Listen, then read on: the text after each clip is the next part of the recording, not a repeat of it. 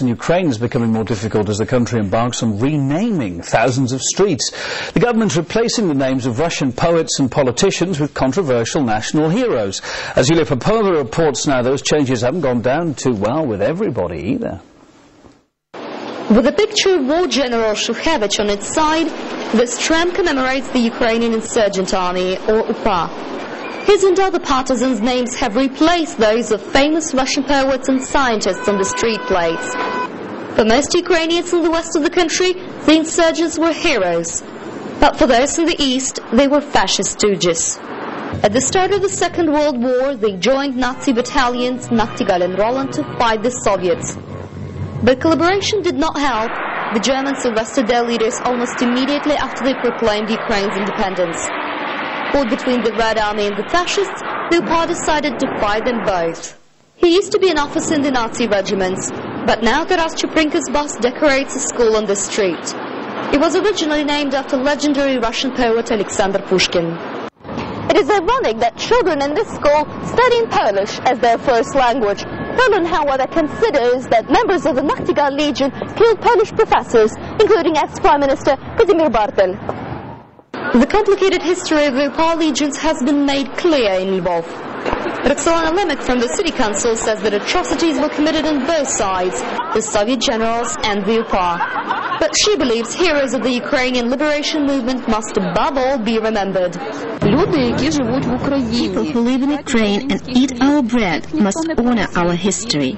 Nobody is pursuing them now, killing them or deporting them to Siberia as the Soviet government did to our fathers.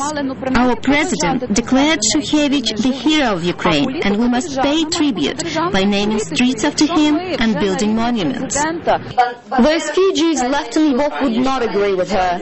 Yakov Honig's men survived the war and the Holocaust and devoted his whole life writing and lecturing about it. They took active part in pogroms, and nobody can deny that. Together with Germans, they formed special squads here. Moreover, the Nazis gave them the dirtiest jobs. The UPA kidnapped my friend. He told me that their elders were not so cruel, but younger boys were animals. To erase the Soviet past, authorities renamed more than 800 streets in Lvov. This street was originally named after famous Russian poet Mikhail Lermontov. It was later renamed into the street of Dzhokhar Dudayev, the leader of Chechen militants in the First Chechen conflict. When the Russian president gave strict orders to kill Dudayev, Ukraine wanted to show solidarity with Chechnya, which was fighting for its independence from Russia. We understand them very well, because we were also under the Soviet yoke and could not break free. Children of Soviet veterans mourn their history being replaced with what they consider a blasphemous version. But they seem to be in the minority here. We don't know these people as heroes. Certain politicians, however, are on a mission to re-educate our youth by demolishing monuments and renaming streets. They are really forcing this on us.